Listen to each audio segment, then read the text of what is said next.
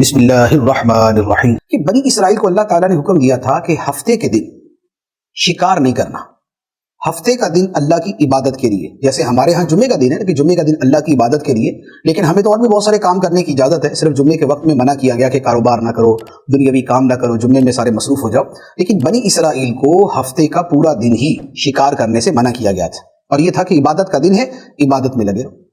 تو اب ہوا یہ کہ بنی اسرائیل نے وہ ہفتے کے دن بھی کام کرنے کے لیے ہیلے نکال لیے.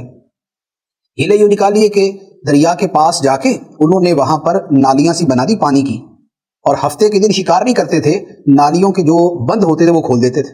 مچھلیاں کے پھنس جاتی اس کے اندر، مچھلیاں پھنس جاتی یہ اس کو بند کر دیتے، اور اتوار کو مچھلیاں پکڑ لیتے اور کہتے دیکھا ہم نے ہفتے کو تھوڑی پکڑی، ہم نے تو اتوار کو پکڑی. تو اب یہ جو ہیلے بہانے تھے یہ خدا کے ساتھ کر رہے تھے. تو اللہ تعالیٰ نے ان لوگوں پر پھر جو عذاب مسلط کیا وہ کیا تھا کہ ان کو بندر اور خنزیر کی صورت میں بدل دیا، ان کی شکلیں مس کر دی. یہ ان کے اوپر بڑا سخت عذاب آیا تھا، اور ان لوگوں کو اصحاب سبت کہا جاتا ہے.